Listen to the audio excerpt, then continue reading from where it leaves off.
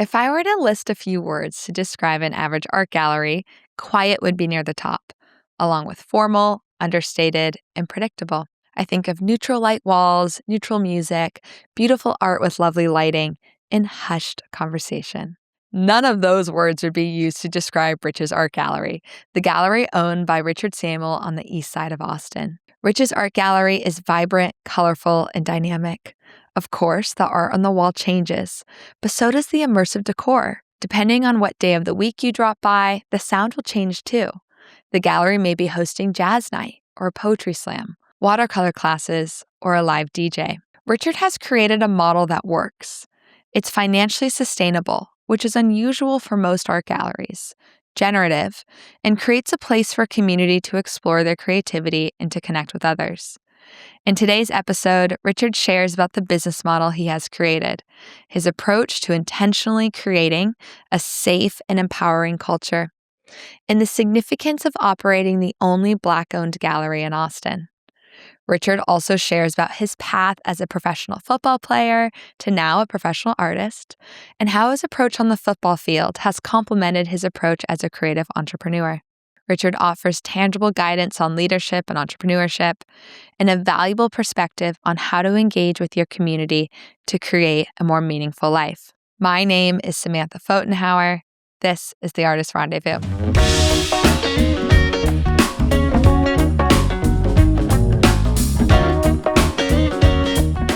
Richard, welcome to the Artist Rendezvous. Thank you for having me. So before we even get into all the things we're going to talk about, I need to hear, and I'd like you to describe, what is it that you've created? So I am the owner, founder of Rich's Art Gallery. Rich's Art, the art brand, and the physical brick and mortar is Rich's Art Gallery. And where is it located? 2511 East 6th Street. Yes. East side. Right next to my house. Yeah. A beautiful side of town. Yeah. My favorite side of town, to be honest. Yeah. So what is it? So it's an art gallery, primarily, but we have just exploded into this vessel of self-expression at this point.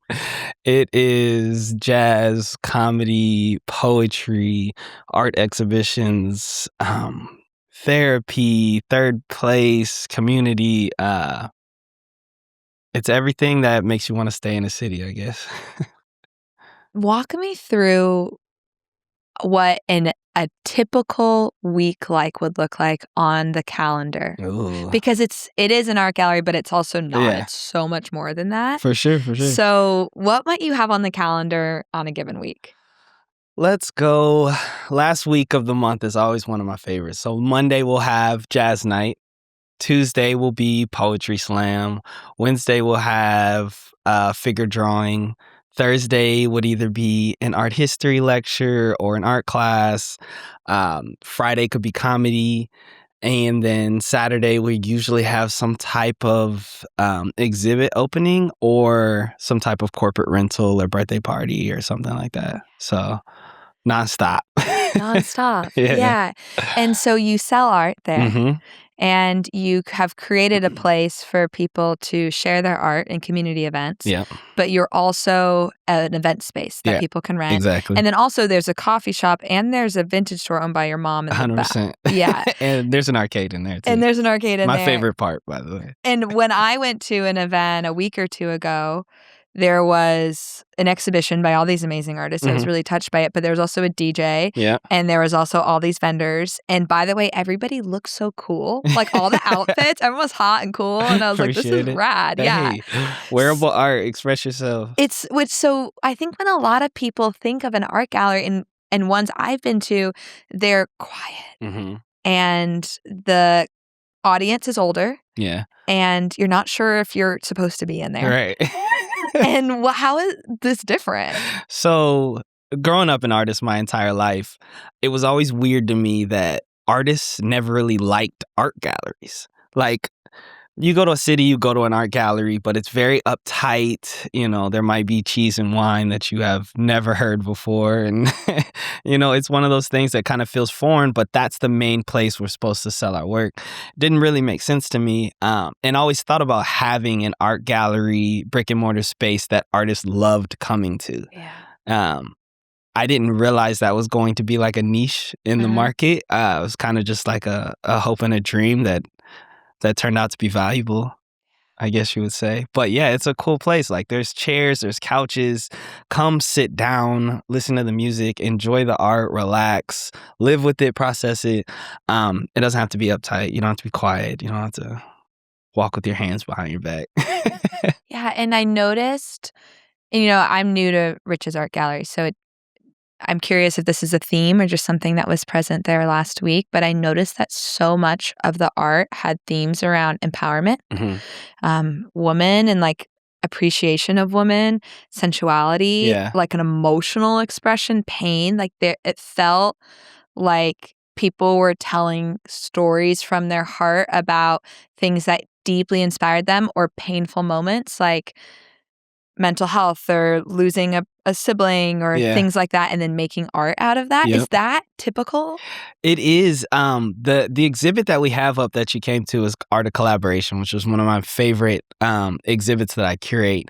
And how it works is there's 6 artists and they come together, and every artist in the group has to make a piece with another artist. So it's 2 artists on every piece. And we do like a speed dating thing where like every artist has to sit with the other artist. You got to find common ground to base this piece out of. And then that's where they start to make their pieces. So they become really, really intentional one-off pieces that these artists are collaborating on. For instance, like me and Chris Tobar, we kind of know the world is changing, especially for everyone, but it's doing a really good job of holding men more accountable. And a lot of times there's a lot of guys, like a lot of my guy therapy groups and things, we want to be able to give each other flowers. Like, I see you trying to be better and rise to the occasion that this world is demanding from you. And we want to know that, like, we see you and here's your flowers. And so that's 2 things that me and him kind of pride ourselves on. So that's what we based our piece off of. And the piece is called Men Like Flowers Too. But yeah, that's kind of how that process works, which is really, really cool. I don't understand how, like, you bring 6 artists together and every artist makes a piece with another artist in the group and makes 15 pieces. I have no clue how that math works out. Math is always my biggest enemy. Like, when I first planned this exhibit, I was like, okay, 6 artists, they're going to come together, make pieces. We're going to have 36 pieces. And I was like, no, that's too many. You can't make a piece with yourself. I was like, it's going to be 30. Come together, we start to do the exhibit, make layers. I was like, no, it's going to be about 25 pieces. And then I had to go onto a spreadsheet and find it. But yeah, 6 artists make 15 pieces. So on this point of men taking more accountability, something I've noticed about you is you have a high level of integrity and an expectation of yourself, of how you hold yourself, and a desire to like maintain that in culture. Yeah. So a friend of mine, a good friend who's a talented artist, Shoshana Rabin, I heard her talk about recently with respect to business, but any relationship, a relationship with a business, a relationship with a partner, that it's the significance of the business of the relationship is who it's helping you become. Is like you have a vision of who you want to be, and that business holds you forward. Or it could be a partner, but I've experienced in this business, and I think you have too, where because you care about it and you care about being that person, it almost like sets the standard for you of who you want to be and then being that person. And so tell me about that, like how that comes into your work, how it comes into how you set the culture within your business. What does that look like for you? I mean, I think everything's kind of a product of that. Kind of like I said before the start, is I always want to be the change I want to see in the world. So holding myself accountable, being the leader of the gallery or whatever, I think you kind of set the standard for that culture, and your patrons, the people that come there to express themselves and feel safe in there, and those are the things that they really, really appreciate.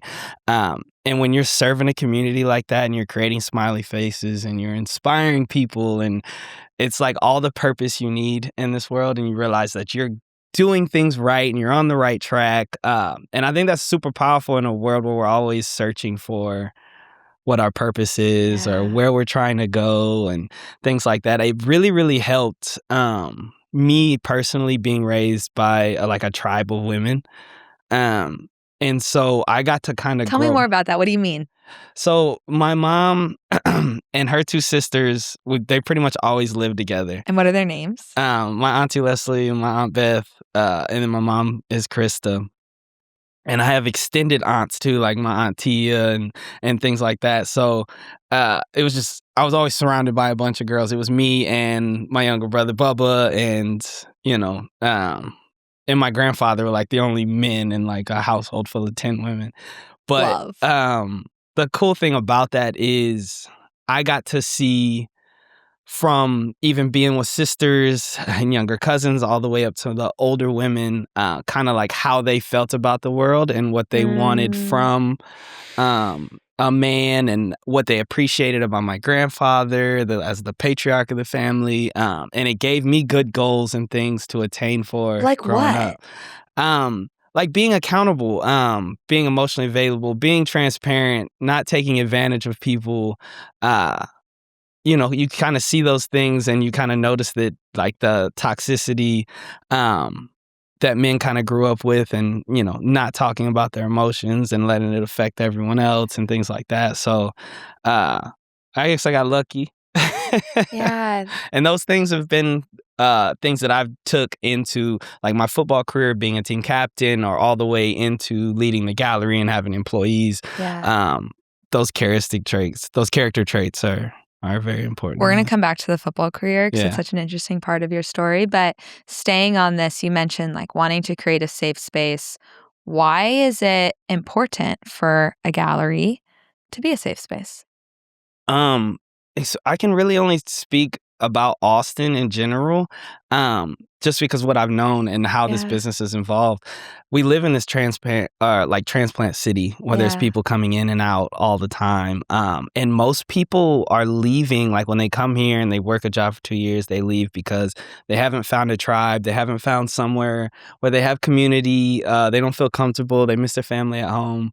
And the people that have stayed have found that in the gallery, where it started their art career or their friends groups or anything like that, which is so, so important. You know what I mean? Just finding that third space, and then that community.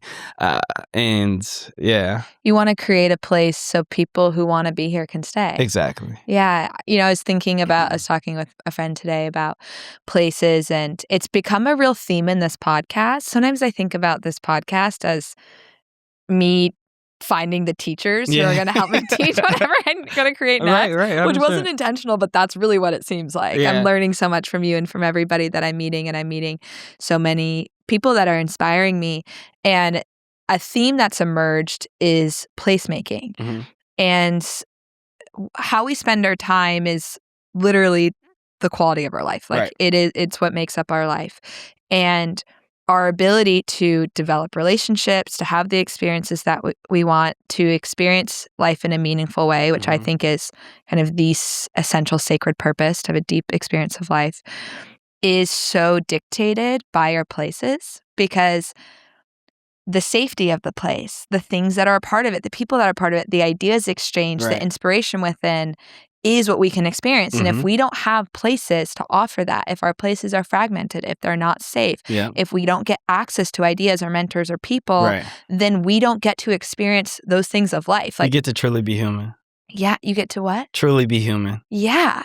And so it is only because of people who make places intentionally, Yeah. which you have done, that it gives, it's like it opens up a room to life, but that room's like a whole world. Yeah. It's like it unlocks whole new experiences. Yeah, 100%. And so what have been, and some of these questions I've already asked you first, so I know the answer to this, but what are some of the decisions that you've made as a leader in your space to create safe spaces?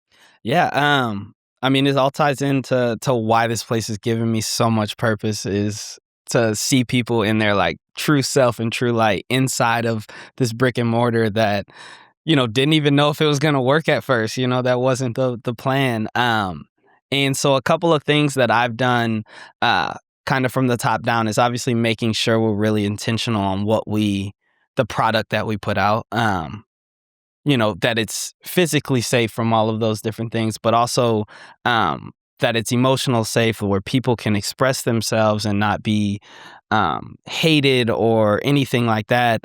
There's so many different ways to express yourself.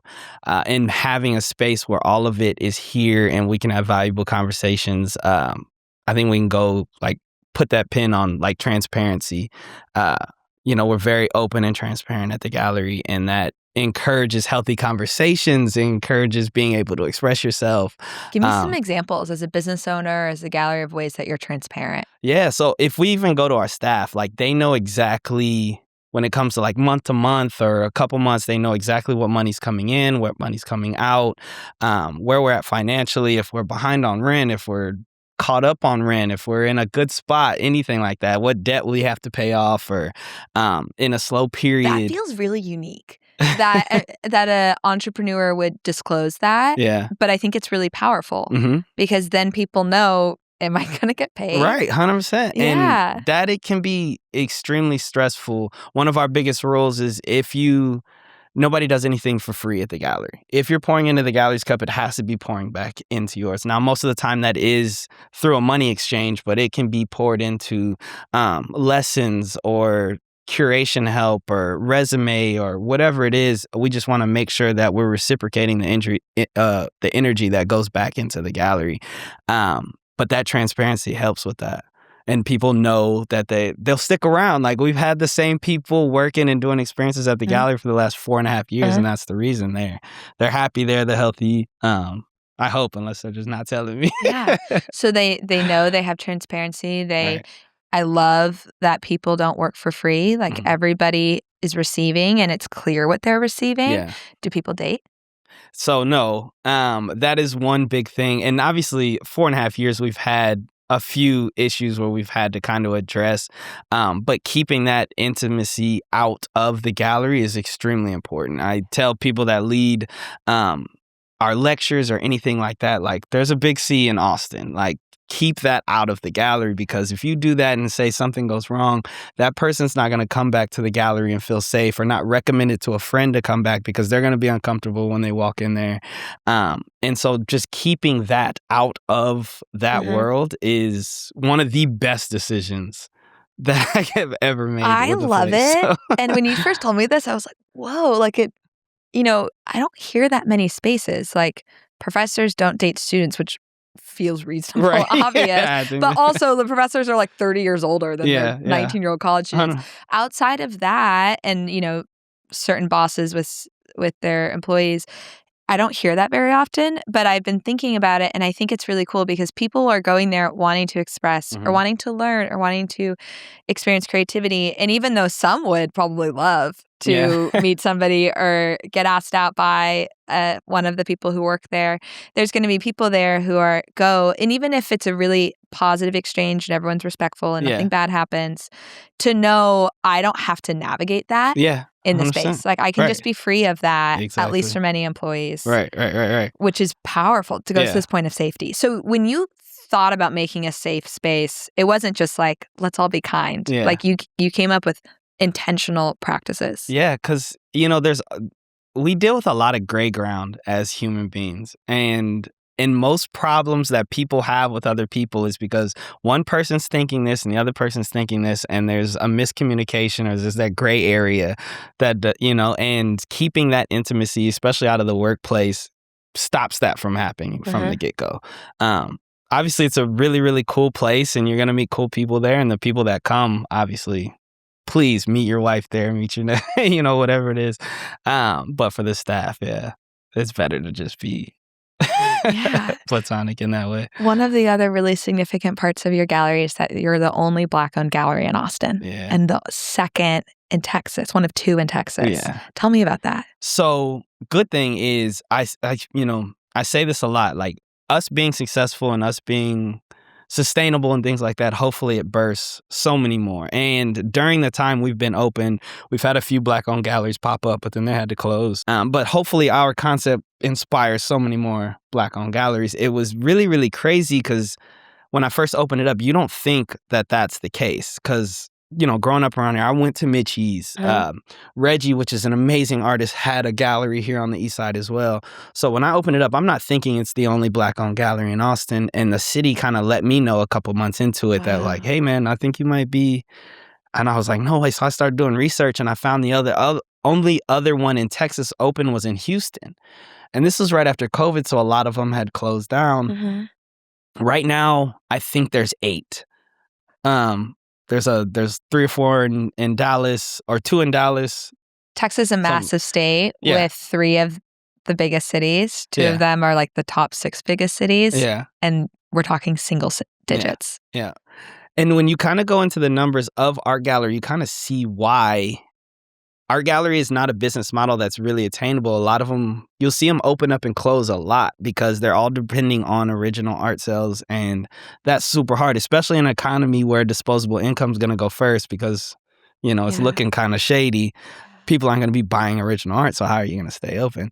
And then you look into the numbers, and it's like, I think it's over 32,000 art galleries we have in America. And there's in between about 100 to 200 are Black owned.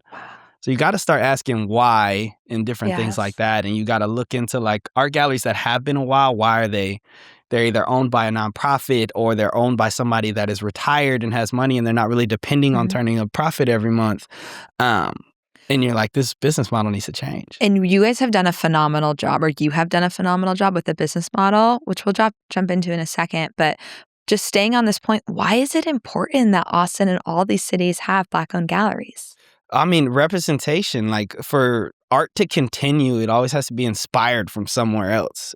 So growing up and seeing artists that look like you be successful is very, very important. I mean, I grew up in a world where my family nurtured my creativity and put me in front of musicians and successful visual artists. I mean, like Reggie Thomas, for example, I grew up looking at her art in my granny's house. You know what I mean? I was always surrounded by amazing art or artists, so I always knew it was attainable.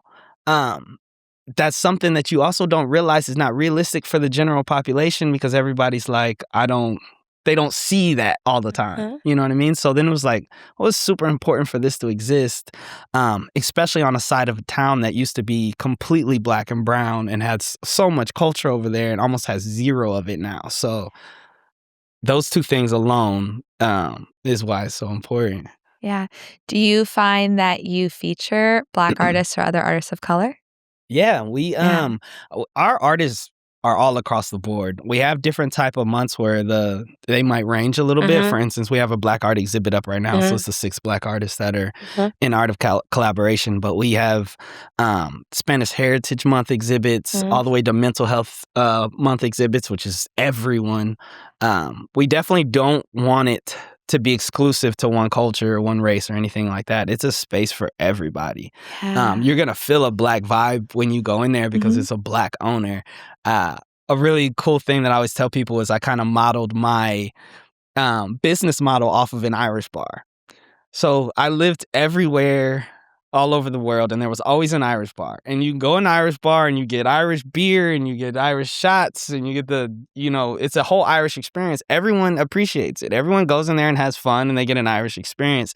I want it to be the same thing with Rich's Art Galleries or projects, whatever we do, is everyone's going in there and they're having fun and they're kicking it, but it's going to be a Black experience. So that's so cool. Okay, let's talk about the model. Yeah. Because you are doing well financially. The business is doing well. It's sustainable.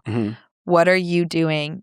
And this is really important that we're sharing this because, one, it's just a part of the story and it's important, but also because I'm hoping that people listen to this might reframe their ideas. A lot of artists believe that it is not possible for them to have a financially sustainable business. Yeah. And that their whole career will be in financial struggle, and it doesn't have to look like that. No. So what's the model that you are doing? We're getting away from the starving artists for sure. Yeah. So the gallery is this ecosystem that kind of feeds itself. We're primary in art gallery. Yes, there's always art on sale and on the walls and things like that, but it's not our primary income. We do corporate experiences, which is our biggest thing. That brings in a lot of people with disposable income. That's where we sell most of our art. So these corporate experiences like graffiti experiences or watercolor or collage or printmaking, these corporate companies come in 25, 30 people and their team building experiences, and we walk them through that experience is just in the art world. It's kind of a side note to that.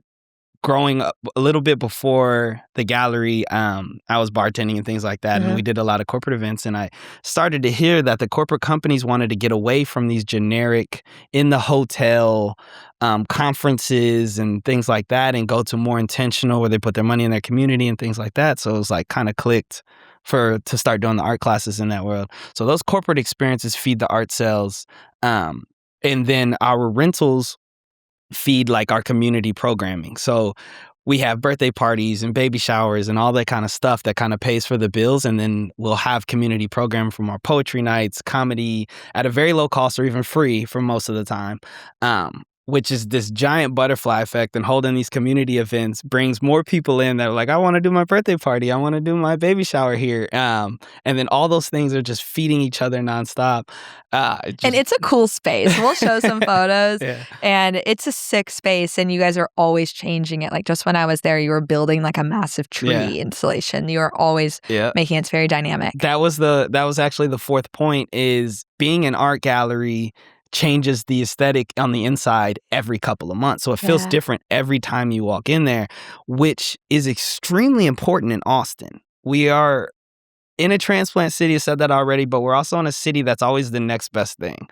Think about like a restaurant opens or a bar opens. It is so busy for 2 or 3 months and then gone. And then a lot of times they close because it's not sustainable.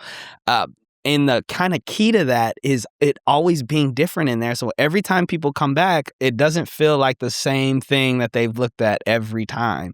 And so that is the fourth kind of tier to that, of being an art gallery also helps you maintain that fresh feeling in there all the time. Yeah. And you could keep holding corporate experiences and rentals because it's different every year. So, yeah. Another theme I've noticed in a lot of the entrepreneurs that I've been talking to is that there's this, I don't know if I'd call it a ripple effect, but it's like all different parts of their business feed each other and then feed the community. Yeah. And it's like we can create an ecosystem that supports the business and then supports those people. Like these corporate events, they get to come and have this amazing event, get to experience art or an activity that they haven't before, learn about a new part of their city. It creates team bonding and, the impacts for their culture. Yeah. And then it supports a local business. And then it financially supports you, and then you can use that money to support the community. Right. And then that creates places for new artists to come, but also for you to make relationships with potential people to show, also potential customers. Yeah. And then all in this, it creates this place of people need places to belong to. And it fosters it naturally. Now, was this a model that you came into expecting to pursue, or did this evolve? I think both. What it looks like now is not at all not at all. I would say probably half of what I envisioned when I started it. I only signed a 6-month lease when I found the place. I was like, I'm not sure if this is going to work and I'm not about to be tied into. But I always believed, growing up in a family full of entrepreneurs and stuff, that you should always have multiple revenue streams inside of a business. I say that also not realizing that those should work like an ecosystem. That's kind of what came later in that process. But I opened it up. I had already been teaching watercolor classes all over the state. One of as an artist, what were your main mediums? Watercolor's my favorite. Yeah. Watercolor is my absolute favorite, but I do murals and graphic design. And so when you opened this gallery, it was in large part to share your original work as an artist. Well, I knew I was going to decorate it as an art gallery. So one of those selfish goals is, like, growing up, I was like, man, it would be so cool to own an art gallery that had jazz nights growing up. And I would have like an office upstairs and I could be like, look down from my office and there'd be a jazz night going on. And so that was kind of that selfish part of it. So when I opened it up, I was like, I have an art gallery. I'm teaching watercolor classes, but then I'm going to have jazz nights and poetry, and my office is going to be upstairs. And then I had a custom clothing business. Me and my boy went and bought a F21 Epson to print clothes. And so we needed a brick and mortar for that too. So if you're in the gallery now, what's the bar now used to be, that was a sweatshop. We had the custom clothing in there and we were just cranking out clothes. But in the front of it, it was just that one room, and that's where I taught classes. That's where the art gallery stuff was. So it was always going to be a way to show your art, a clothing business, also a community space and a way to teach. Yeah. You're going to blend Mm-hmm. from the 100%. beginning. Yep. Yeah. Yep. And then things just started to come together from like the rentals and the corporate experiences. And then you started to realize different things, and the gallery started growing, and the neighbor unit came open, so we took that unit, knocked the wall down. The one in behind us we took that, knocked the wall down. The gallery kicked me out. My office is now at my house, and we have like a lounge upstairs and an arcade up the other one. And then that's where we have my mom's vintage store in the back, and then the coffee shop on the other side. And then all these things just started feeding each other. And, we started crossing those milestones. Like, we're open for a year, we're open for 2 years, we made it 3 years. And you look at the percentages of like your chances to be better. We're about to hit the 5-year, and that's when you have to put together, like, what are you doing that works? What is this model? How can we use it to go help people in other cities? And then that's how we made sense of everything. Yeah. Kind of putting that together. What are some of the biggest challenges that you've had for the last 5 years? I think my biggest challenge is my own ambition. I have the most trouble that the gallery's ever been in is because of my ambition and just being a Sagittarius and just going for stuff instead of actually thinking about it. For instance, I tried, we hit our 2-year anniversary, and I came up with this huge plan with investors, and we're going to try to take this business model and franchise to other cities. And that's still a thing, but like at 2 years, like that's crazy. Like, stick to your burger, shakes, and fries. Like, it's working, like build up equity, all that kind of stuff. No, it didn't. Went and opened up a second location, got into zoning trouble because I didn't know that I needed to look for that, because I signed a commercial lease on a residential. It's just all this, and just lost a massive amount of money trying to make a second location work for no reason, and kind of set the gallery back. And it's one of those situations where, you set the gallery back, and then you hit a slow time like during the summer, and you're like, hey, y'all gonna have to wait on checks for a little bit. We gotta pay rent. But we made it out of that. And I think the strength of the gallery to go through things like that and still survive is proof of how much the city needed it. Yeah. It sounds like you get excited and you're ready to grow, and you have a lot of ideas. And so one of your challenges is being mindful about, is this actually the right time? Right. 100%. And realizing that the small decisions on my end affect people like daily lives. Like, if I try to be ambitious and I'm only thinking about my goals, and I do something like that and it puts us in a bad spot, now this person's waiting on a paycheck and this person's waiting on a paycheck. And you're like, you can't just make decisions because you're ambitious. Were you ever insecure about, like, can this work, or am I the right person to do this, or will anybody come to my events, or is this cool? Like, did you ever have those insecurities? Yeah, for sure. I mean, when I first signed, it was it's a crazy story. I was retired from playing football. Dove into this personal training world and teaching art classes and doing these things every day. And was having a blast doing my art career. And started to look for a brick and mortar to kind of teach classes. So I was like, kind of had some prices in my head. But then I got a coaching job. And so I put art on the back burner again, like it was the football my entire life. And I was doing this coaching job, recruiting players. I was offensive coordinator at 32, which was great for your career, but I was so unhappy. And I couldn't figure out why. I'm like, I have bred myself to be this football player my entire life. Like, why do I hate this? And then one day I realized that I put art to the background again. And I was like, okay, maybe you don't love football as much as you think you do. And maybe you just want to do art right now. And maybe that's okay. And kind of like apologize to myself for being that way. And then woke up the next day, quit my coaching job. And literally got my PPP loan for claiming my art for the last couple of years and teaching classes. And it was the exact amount I needed for a 6-month lease on this place at Craigslist. And I was like, you know what? Let's go. And that's Sagittarius helped me at that point, because I was like, I called my mom, I called a couple of my friends, my boy that we started the custom clothing business. I was like, I found us a space, Wow. And so just in case it didn't work, I just did a 6-month. Would have saved me some money if I would have just did a 5-6 year lease off the Yeah. get-go, but I had no clue. But yeah, there's definitely doubts. Yeah. But betting on yourself, if I'm gonna bet on anything, I'm betting on myself for sure. Why? I can control it. I feel like, I guess the generic, like if you're playing blackjack or anything like that, like you're hoping and wishing something happening. I bet on myself. I can control how much work I put in. I can control my relationships. I can control how I market it. I can, So I feel like that's a strong bet. The odds are on my side. Yeah, and you believe in yourself. Yeah, for sure. Yeah. 100%. And I love that story. I didn't know that. That's so interesting and so funny.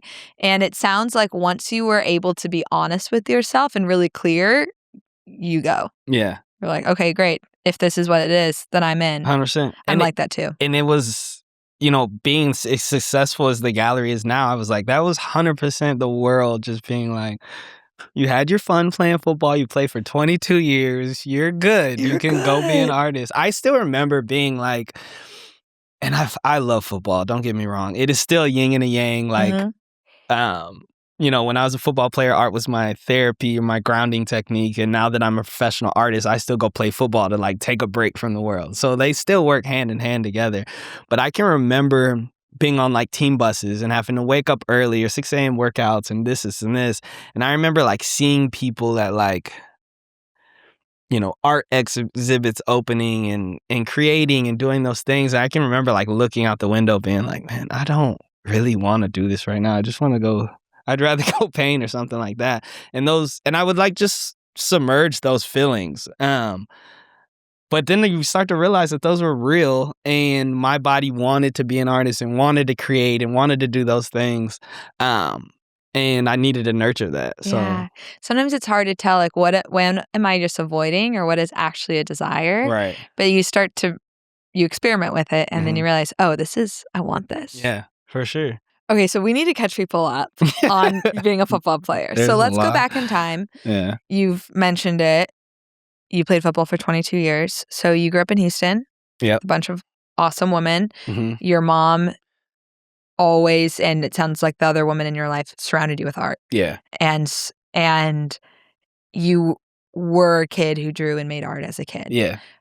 But then you also played football. So give me kind of the rundown of your football resume. Yeah. So grew up in Houston. Football was going really well. Still, drawing every day to practice, things like that. My grandfather ended up opening a construction business up here, which made us move to Wimberley. Which is why I started being in East Austin a lot, because I was obviously not a lot of people to braid or cut my hair in Wimberley.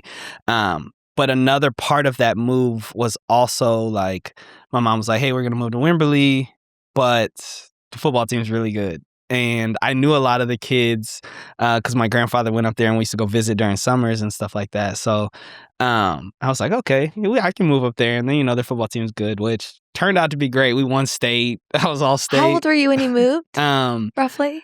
I was the end of 7th grade. Wow, So, perfect. So like right before high school, you won all state? Yeah, so Wow. all state in football and track. We went 15-0, won state. We killed it. And then eventually ended up going to college, playing at Texas Southern. So I went back to Houston. Got Black College All-American there, and still continuing with my NFL dreams. Yeah. Didn't get picked up. Almost got signed to rookie OTAs for NFL, but didn't get picked up. So it was like this super devastating, like everything in my body was like, I'm gonna be this NFL star. So yeah, and then reality hits and you don't. But I ended up getting contracts to play for Team USA, which helped me get contracts to play in Serbia and Germany, and had an absolute amazing time over there. And my first year in Germany, is kind of like what started my art career for real. So having this amazing season, best season I've ever had in my life. And I'm like, okay, this is it. Like NFL scouts gotta see me after this year. And I had an interview with one of the local news reporters in we were in Ingolstadt, Germany is where we're playing, Ingolstadt Dukes. And they asked me what I like to do in my pastime. And I was like, well, I love to paint. And after the interview, the reporter was like, hey, can I see some of your work? I know a couple galleries in town. And I was like, okay, cool. Showed it to me. And then eventually got in contact with me. He was like, hey, I got these galleries. They said they were interested. They'll throw you a solo show, which is a Vernissage in Deutsch, at the end of the year if you can get 25 paintings done. And I was like, bet. But, me being a football player, import, which is a great life, I was having way too much fun playing football and partying and all kinds of other things. And I wasn't getting the artwork done. And then one game, I had an amazing game too. I already had like 2 touchdowns, punt return. Right before halftime, we throw a ball up to the end zone, just being greedy. And I land and I try to get up and walk, and it's just like my leg collapsed. And I'm like, what the heck? And I try to get up and walk again, just collapse. And I pick my leg up and my foot's just dangling, and I completely severed my Achilles. And was completely depressed at first until you realize what happened. So had got the surgery, the football team kept me there to help with coaching and all that kind of stuff, but it forced me to sit down in my room and complete all of those paintings. I couldn't go nowhere, I had to let my foot heal. And I got these 25 paintings done for this solo show in Strobenhausen, and it was the best solo show that gallery ever had at that time. Sold like 22 of the 25 paintings. And I was like, oh, maybe I could do this too. So then I started Rich's Art, which is spelled Richesart because it's a play on words. So take the definition from riches, which is a valuable natural resource, and the definition of art, which is human creativity, and combine them. So it's like a valuable natural resource of human creativity. And I was like, yeah, that's kind of cool. And if you know me, it doubles as my name. So let me start Rich's Art. Started the Instagram and rehabbed my foot and played 2 more years after that in Germany. And I would do watercolor paintings live on Facebook, and then I would ship them to the US or ship them. And so I started selling art and started the business, started teaching watercolor classes, everything. And all of those kind of things led to where we're at now. But yeah. I love hearing silver lining stories like this. I love when something could be really obviously very devastating to receive that sort of injury in such an amazing season. And when there's this beautiful thing that comes out of it, but it's not an accident. You could have instead be been so upset and just watched TV that whole year and kind of let it really take you down. You didn't have to start painting, but you chose to and made something really meaningful that has obviously set the course for so much of your life now. Changed your life. Facts. I'm so grateful to have those 2 passions that kind of helped me grow in this world, for sure. Yeah. You mentioned that your mom and your aunties nurtured your creativity by bringing you to art. Is there anything else that they did? I always love to ask people that. Yeah, I mean, my favorite medium is watercolor. Yeah. And I learned how to do watercolor my senior year at Wimberley when I was 18. Funny story. Schools are kind of, when you're doing great on the field and you have good grades, the school kind of just lets you get away with things. So we're currently in track season my senior year, and we're going to the state track meet too. I've already got all my grades and everything, and I woke up one day to come to school, and my mom was like, oh, you're not going to school today, you're going to a watercolor workshop. And I'm like, what about school? I can't just leave school for a week. I already talked to them. They said you could go for a week and study under this artist. And I was like, okay. So at the convention center, Leon Kwan-Zin was teaching a workshop there, which he's a world-renowned watercolor artist. I don't know why he was in Little Wimberley, but she signed me up for this class, which was super expensive and absolutely amazing. Fell in love with watercolor. Let's go, Mom! And started everything. So even if you come to one of my watercolor classes I teach now, the basic structure of it comes from that workshop. So wow. And thank you to this artist for doing that. Facts. And parents out there, literally expose your kid to just buy them stuff, let them experiment. That was a big thing. My Christmas presents were pastels, and of course they always came with say my aunt got me a kit of pastels, she'd be like, I need a red painting to go in this area of my house. So, yeah, it was always that support. I would like do a pastel painting for my mom or my aunt or whatever, and then my mom would teach me how to custom frame it, and then it would go hang in this house. And you realize, like, as an adult looking at a kid, you're like, man, I was already an artist. Like, Mhm. my stuff was already hanging at curated Mhm. places. So, Yeah, artists don't just happen, they are nurtured, yeah, and parents nurturing their kids by letting them explore, but also, like, to the extent you can, putting them with artists, like yeah. getting them into classes or workshops Hmm. or going to talks or going to see something. I participated in a lot of competitions as a kid, Hey, but they were really cool ones. Like I was really involved in music my whole life, so I would nice. do different music competitions or You're in uh, band, right? I was in What you band. play? I played percussion. Okay, So let's I started go. playing piano when I was 6 and then drums when I was 8, but I wasn't a drummer. I just like would take drum lessons Yeah, and then percussion in 6th grade. So I had like basic competency of snare and tom-tom and those yeah. sorts of percussion, but I mostly played mallet instruments, so Okay. marimba and xylophone. And I have a marimba. My parents' house. It's a 5 1/3 octave Adams marimba. It's This is a whole sick. nother language, by the Yeah, way. it's basically like it's like a xylophone is Yeah. another. Okay. Okay. They're different instruments, but they look the same. They just are Ah. different, Okay. like, parts of the like, how like, octaves. The sound. Yeah. And, uh, it's a piano keyboard on a mallet. So it's the same Hmm. as a piano, like, it looks the same. Yeah. You read music the same way, but instead of using your hands, you'll use 2 mallets, or we would usually use 4. Okay. And then I played steel drum, Dang. and I was super involved in band. I played, Mhm. like, morning, during school, and after school, but I also did, like, National History Day competitions, Hey, competition government, let's go. and travel for it, and it's Yeah. so fun because you're just creating things, Mhm. and it was never I mean, sometimes they were serious, but a lot of them we took seriously because we loved it, but it wasn't, like, this massive amount of stress. I played soccer for 10 years Yeah. too, but I was always Let's so go. bad at soccer.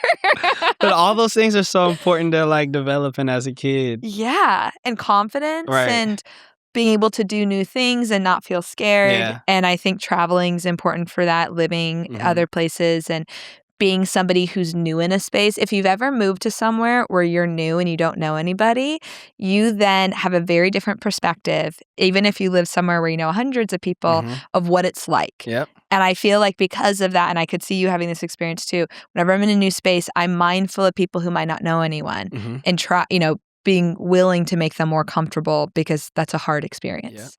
Also, being uncomfortable breeds character development. Absolutely. And so you can't be afraid to put your kids in situations where they're going to be uncomfortable because, my love for marching band um, grew exponentially at my time in college at Texas Southern.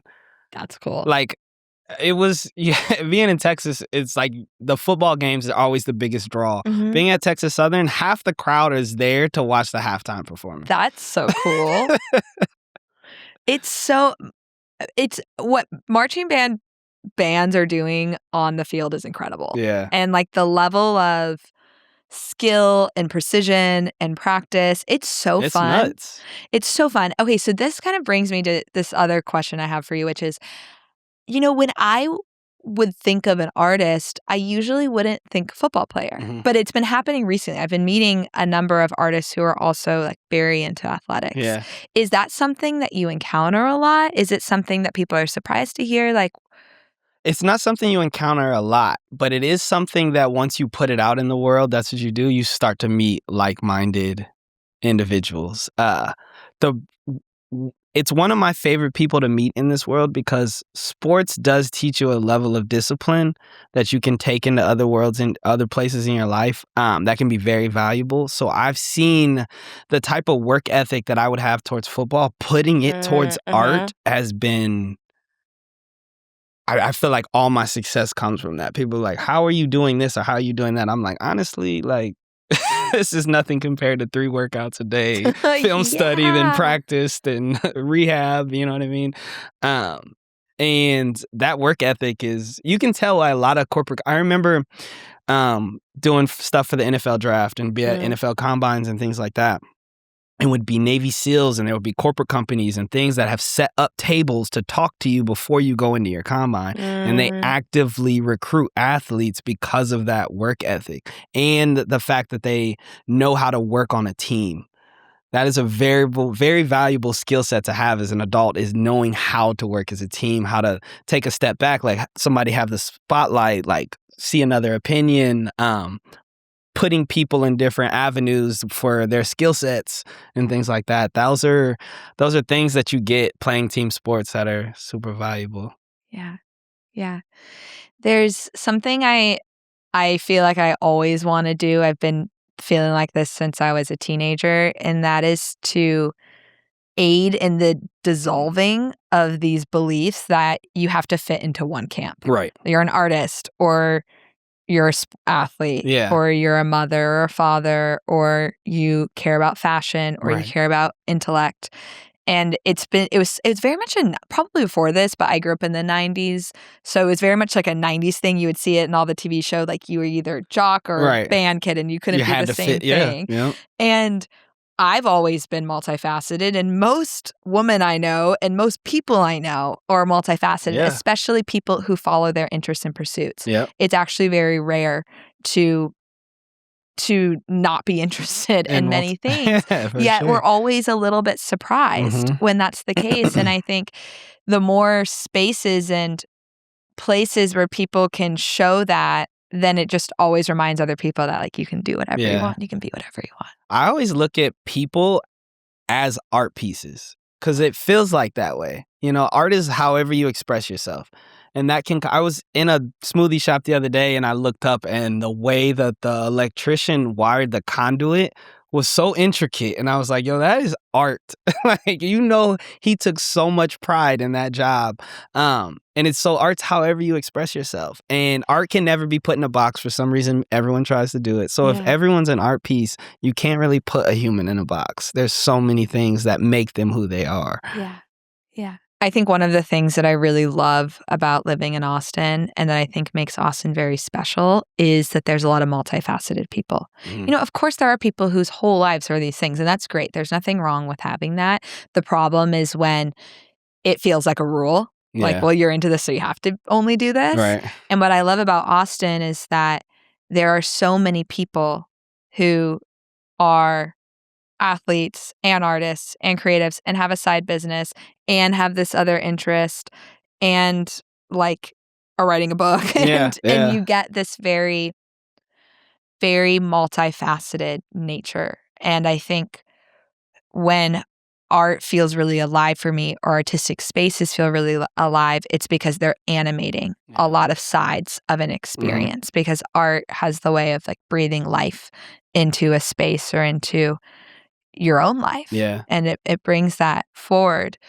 So thinking about the significance of you being in Austin, why is Austin an important place for you to be, or a good place for you to be?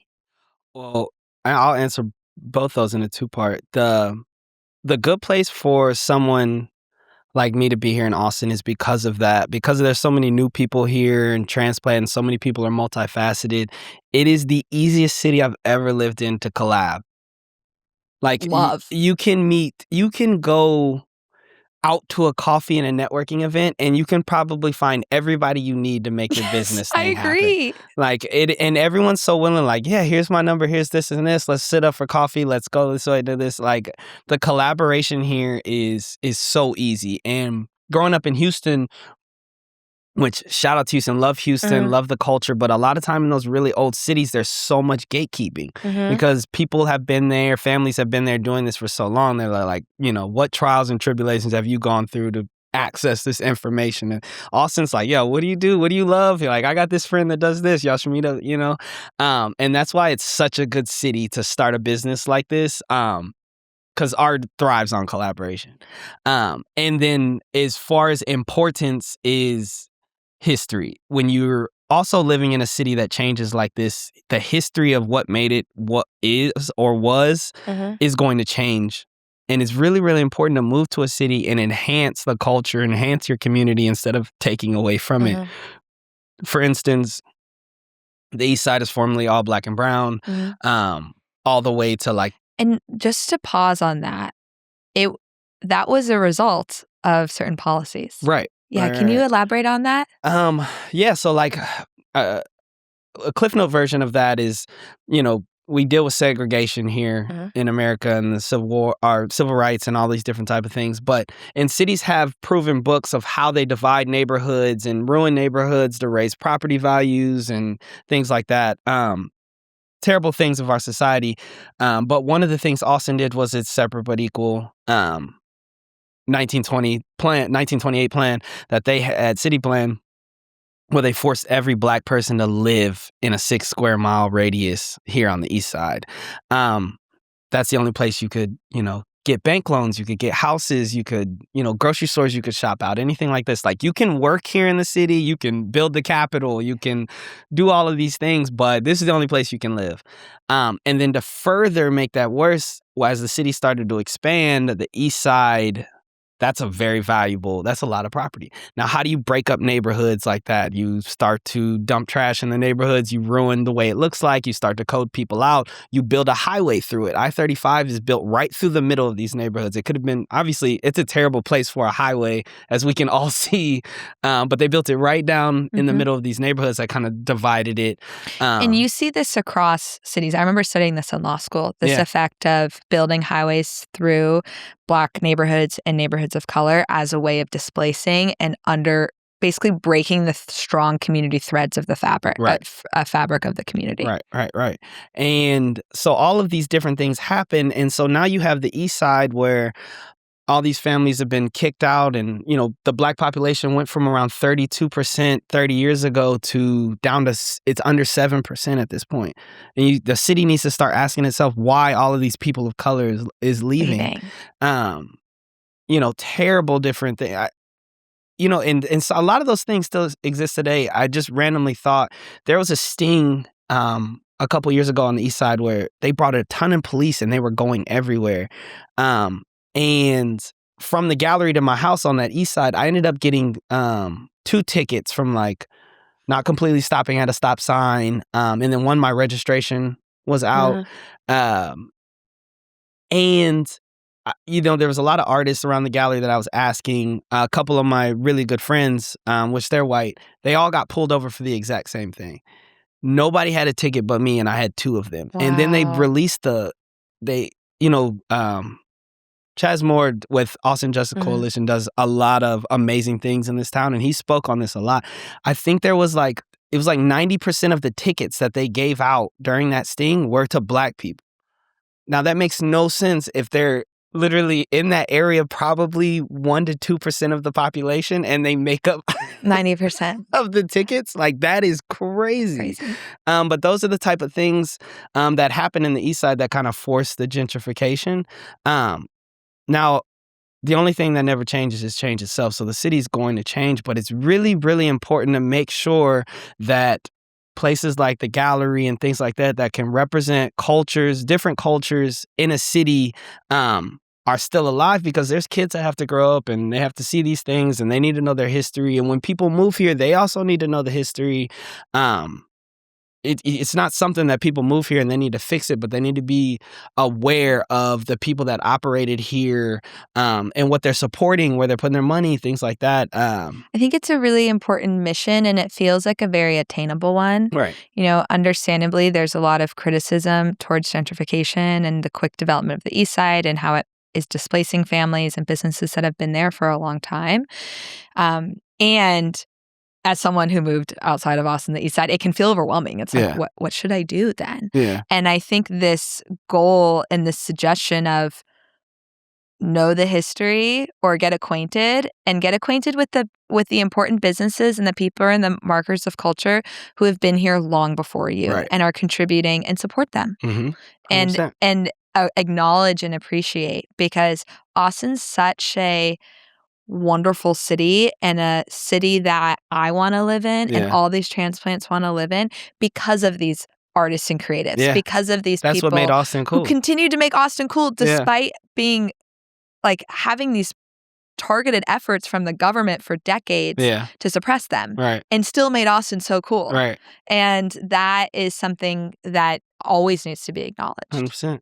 100%. Agreed. Art is the language of the unheard. So Yeah. you're going to find different Renaissance or cool parts of town where there's a struggle Yeah. that is identified in that. And obviously so much culture, from the jazz circuit to Negro baseball leagues, all those different things, all those things existed on the East Side. And they don't anymore, unfortunately, but we can we can be intentional about how we bring those back. So, You've used the word culture a lot. What does that mean to you? Culture is, I think it's identity. Culture is, it can be as simple as your day-to-day life or how your neighborhood operates with each other.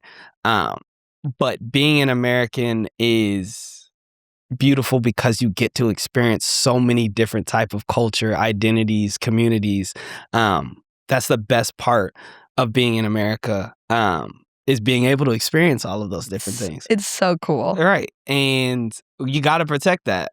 And if you're in your community and you're not helping with that, then it's the opposite.